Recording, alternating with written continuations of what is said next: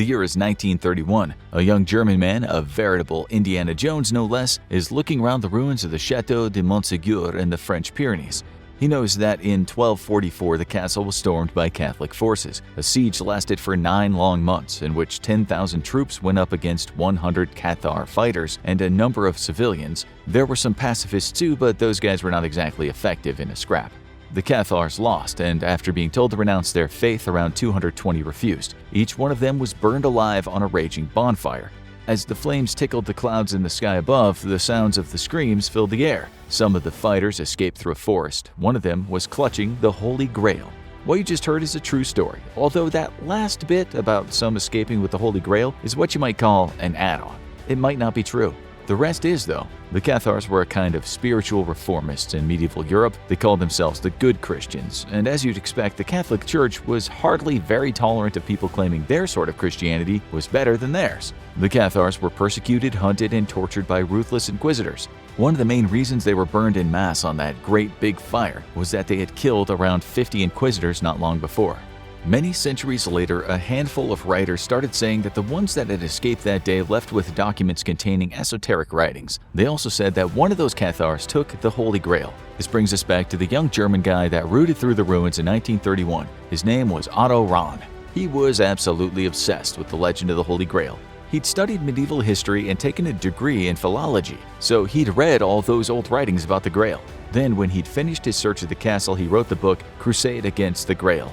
Not many people read it, and many of those that did decided that its contents were nothing more than balderdash. But there was one prominent figure who did like the book. He was just as obsessed with the legend of the Grail as Rahn. His name was Heinrich Himmler. By the time he'd read that book, he was already the commander of the Nazi Schutzstaffel, or the dreaded SS. The SS started out as the protection squad for the Nazi Party, a kind of security outfit that harnessed the Nazi ideology of an Aryan race being racially pure. By 1932, it had around 209,000 members, each of them embracing that hateful ideology.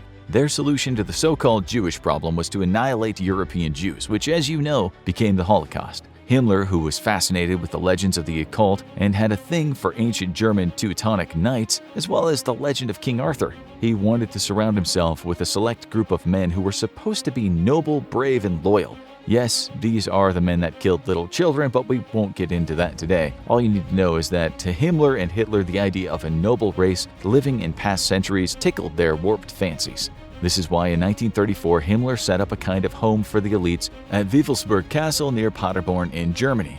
It was basically a think tank for haters, a meeting place for killers. Himmler had plans to make it the center of the world where Nazi ideology would spring from its bloody orifices. It's where Himmler wanted something that resembled a round table based on the Arthurian legend. His plan never really came to fruition. The Nazis lost the war, and one day the U.S. 83rd Armored Reconnaissance Battalion, 3rd Armored Division walked into that castle to find burning bookcases and a lot of missing Nazis. What's important here is how seriously Himmler took the Holy Grail. He really believed his Nazi party would create a new world order politically and culturally, and so he believed that the Nazis deserved to get their hands on the Grail, an object of great cultural significance. For that reason, when he read Rahn's book, he didn't waste much time getting in touch with him. Rahn was openly homosexual, but Himmler looked past that because he very much wanted Rahn to continue his hunt for the most precious object. Rahn certainly didn't endorse Nazi ideology, but as he said to one of his buddies, "What was I supposed to do, turn him down?" It should also be said that Rahn also believed in an ancient order of men who defied the Catholic Church's power, although Rahn and Himmler had very different reasons for wanting to find the Grail. Rahn's story is tragic and one not without its own mystery. Let's just say working for the Nazis to find the Grail didn't really work out for him. But we're getting ahead of ourselves here. We'll come back to Rahn soon. But first, we think you need to know why Rahn and Himmler were so consumed with this object. Maybe you don't even know what the Holy Grail is or if it ever existed at all. We might usually think of it as a cup of some sort, although it could also be another kind of receptacle. It might even be a stone. In Arthurian legend, it's protected by an immortal geezer known as the Fisher King. An illustration dating back to 1330 shows the Fisher King with the Holy Grail as the knight Percival is coming to meet him on his horse. One thing you need to know about those Arthurian legends is there are many different takes on the story. Over the years, other writers developed the story, but the main theme with the Grail is that it can give eternal life, power, abundance, and wisdom. In the 13th century, a poet named Robert de Born added something to the story that seems to have stuck. In his Joseph the Arimathea, the Grail is the jug or cup that Jesus Christ poured wine from at the Last Supper. Right before that snitch Judas ratted him out in the Garden of Gethsemane. In the Bible, Jesus poured wine for the apostles, telling them that it was his blood. In the Gospel of Matthew, you can read the lines, "Drink this, all of you, for this is my blood of the covenant, which is poured out for many for the forgiveness of sins." So Joseph of Arimathea was said to be responsible for burying Jesus' body. This is still biblical writing, not part of the Arthurian legend. But Robert de Boron made it part of legend when he said that the Grail talked about in the previous King Arthur stories was the cup from which Christ had poured his blood, and that had also been used as a container for some of his actual blood during crucifixion. Incidentally, the first time the Grail was ever talked about in the King Arthur stories was in the prophetic ecstasy of the Phantom, written in Ireland around 1056. Bourne's theme of the Grail being biblical caught on fire, and from then on the Holy Grail, the magic cup, the chalice that everyone wanted had this biblical connection. In Wolfram von Eschenbach's 13th century book Parzival, the Grail story is taken even further. In it, he wrote that the Grail was kept at a mysterious castle. Ron read this story, and that's why he believed the Grail was hidden in a castle. He only just took a stab that it was the castle where the Cathars had been cooked in a bonfire. We can't understate how much of these stories affected European culture. That whole chivalry thing was fashionable indeed, although the romance didn't always meld with the brutal reality of things. As you might have seen in movies and in the TV series, the King Arthur tales involved his knights going on quests for the Grail. Get the Grail and things will be a-okay, goes the story. So the Knights of the Round Table go looking for it. In one story, it's Galahad that gets the Grail, after which he can make blind folks see and do all sorts of funky things. Another story has him ascending to heaven, where he finally gets his hands on the Grail. Sir Bors and Sir Percival were also said to have fulfilled their quest, while many other knights got themselves in a spot of bother on the mission. Monty Python's Holy Grail movie shows us what kind of trouble can befall a knight when he's on his quest. This satire pokes fun at all the rather implausible legends about the valiant and noble knights. Right now, you might understandably be thinking, how come those Nazis took the Grail so seriously when it was obviously a made-up story incorporated into shape-shifting legends? Well, the truth is, even though the story of the Grail in those old texts were works of fiction, some people still believe that the Grail was a real thing. Some of them say it was once the property of the very real Knights Templar. During the First Crusade in the 11th century in the city of Jerusalem, the Christians took the city back from the Muslims. The Knights Templar came out of this, officially forming about 20 years later. They then went on more crusades. They grew in power and wealth, and sometime in between it said they acquired the Grail. Their story would come to an end as their influence grew to such levels that it was later decided to bring them down. They came down with a bump, that's for sure, or at least some of them did.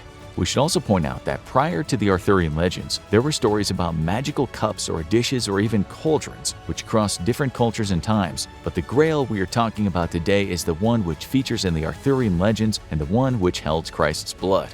After those legends were written, the quest for the Grail became a real thing. From time to time, people claimed they had seen the Holy Grail, but it was evasive to say the least. There was another story that the Knights Templar got their hands on it after the Fourth Crusade. According to that story, it was brought to France but went missing sometime during the French Revolution. Some other relics have also turned up that might or might not be the chalice that was said to have held Christ's blood. Now, whether these artifacts might have magical powers is another story. Sure, some people venerate them as holy, but that doesn't mean they believe Stephen Hawking could have touched one and retired as a theoretical physicist to become an MMA fighter. These relics might be important in terms of their historical background, but we're not saying that lots of people believe they can be compared to the Grail that King Arthur's chivalrous hit squad was looking for. We think you can now appreciate why some people have taken the Holy Grail seriously in spite of it appearing in stories about men that never existed in real life. These folks really do believe there is a cup, and some of them, including Himmler, might have believed in its powers. So that brings us back to Otto Rahn and his quest for the Grail. When he read the book Parzival, what he saw before him was the truth, not legend. This is why he went on his own quest for the Grail. It's also why he is arguably the biggest inspiration for the character we know as Indiana Jones. Himmler was so impressed with Rahn that he not only paid for further expeditions, but pretty much bankrolled his next two books. Rahn became a member of the SS himself in 1936, although we're not sure how happy he was about this. He was certainly not an easy man to understand. In an interview, the wife of his translator once said, he was apparently haunted by demons. Something, when he was alone, he would cry out. He had presences, things like that. For me, it was a little like the Antichrist, a prisoner of the forces of evil. His friends later said that when he agreed to work for the Nazis, he knew he was making a Faustian bargain. But if he had said no, he'd likely have been imprisoned or even executed. But by saying yes, he was shaking hands with the devil. He traveled the world for the Nazis, looking not only for the Holy Grail but also for other legendary artifacts. In another book he wrote called Lucifer's Court, he talked about becoming the chief investigator for the Nazis while searching for what he called the ghosts of the pagans and heretics who were my ancestors. The real enemy, he said, had been the church. The heroes were the members of the forbidden religion, such as the Cathars. These were the people who'd been oppressed, whose religion was pure. This also gelled with Hitler's fascination with the legends of the Middle Ages and some kind of pure bloodline coming out of that period. Himmler loved the book. He bought 100 copies and sent a leather-bound copy to Hitler for his birthday. Himmler was still hoping that whatever Ron would find would support his ideology of a superior Aryan race. But Ron found nothing. No Grail, no secret documents to support the Nazi theories about racial purity, and Himmler started to lose his patience with Ron, especially because he heard stories about him getting drunk and heading to rooms with men he'd found. That's why Himmler ordered him to participate in the Lebensborn program, where SS officers had to try and procreate with women deemed racially pure. He also made him stop boozing and do some military training, in his own words, to toughen him up. Around this time, Himmler visited the Montserrat Abbey near Barcelona. He believed the Grail might be buried there, and if he could find it, the Nazis would gain those phenomenal supernatural powers. According to a book on the matter, Himmler believed the Grail could be there due to an old folk song about the Abbey that contained the lines, "The mystical font of life." Ron fell afoul of the Nazis yet again and was stripped of his rank. As punishment, he was told he had to become a guard at a concentration camp. He was horrified by what he saw there. He became depressed, now understanding just how dark these Nazi people were and how hateful their ideology was. He wrote a letter saying, "It is no longer possible to live in the country that my homeland has become. On my return to Munich, it all came back to me. The bloody events to which I had borne witness. I could no longer sleep nor eat. It was as if a nightmare lay upon me." He then resigned from the SS only to be told that the Gestapo would be after him. No one gets out that easy. He knew they would kill him or at least enslave him and work him to death. He was seen on March 8, 1939 at the Hotel Zaringer in Freiburg. Despite his situation, someone remarked that he seemed happy enough and confident about his future. A few days later, he was spotted walking through the snow near a cottage in Sohl at Austria. And that's the last time anyone saw him alive again. The person who'd seen him searched for him months later once the snow had thawed a bit. He wrote later, "My brother and I had found him, just sitting there under the tree covered by his coat. We recognized him by his coat and hat. It was the man who had passed by our house. Next to his body lay 2 medicine bottles, one empty and the other half empty. He was identified by his passport, which was still in his breast pocket. The pills hadn't killed him, he'd frozen to death. To this day, no one knows what he was doing out there alone. It had been speculated that the Nazis had wanted to eradicate him, so they made his death look like something other than murder. Still, there are other rumors that he had faked his death and then traveled the world looking for esoteric artifacts for the rest of his life. There are more theories involving the Cathars. One is that they knew the secret of the Holy Grail was that it wasn't a grail, but the bloodline of Jesus Christ. In this version of events, Jesus and Mary Magdalene were married and had kids, hence the bloodline. This theory inspired the plot of Dan Brown's book, The Da Vinci Code. More interesting than that is what 2 historians said in a book published in 2014. The book, called Los Reyes de Grail, claims that the Grail is in Spain right now. The jewel-spangled jug, they say, was used at the Last Supper. It also collected some of Jesus' blood as he was on the cross. Its current home is the Basilica of San Isidoro in the Spanish city of León. These historians say they read Egyptian parchments that said the Grail had traveled from Jerusalem to Cairo and was then handed over to an emir who ruled an Islamic kingdom on the coast of Spain. And that's how it ended up in the Basilica of San Isidoro, where it's been since the 11th century. This cup is dated anywhere from 200 BC to 100 AD. The writers say they can't prove that it once captured Jesus Christ's blood, but they say they're sure about it being worshipped, like the Holy Grail we've discussed in this show today. Still, they would say that. There are currently about 200 Holy Grails all over the world, and many of them have convincing backstories. And while many people will tell you there is such a thing, let's remember that this whole drama was really kicked off by some medieval dude who wanted to dress up the King Arthur tales. We can't even be sure there was a Last Supper, but if there was, what's the chance of the drinking vessel being ornate and also tough enough to withstand 2,000 and a bit years of being bashed around? Researchers have said that if Jesus the carpenter did have a final get-together, there is little chance he'd have the best tableware consisting of tough stone or metal objects. As one scholarly priest said not too long ago, "I would think that since they were poor people, it would be what the poor had used, namely a clay cup. Try surviving thousands of years as a clay cup." A clay one probably wouldn't have made it in one piece to the resurrection, let alone for centuries. As for why someone would have gone to the trouble of getting it across Europe in the 12th century, well, that's anyone's guess. In conclusion, we think the real reason why the Holy Grail hasn't been found is in line with what the Spanish historian said. You cannot search for something that does not exist. Now you need to watch Medieval Knights Were Not Noble, but Cold-Hearted Killers, or have a look at What You Weren't Told About the Medieval Executioners.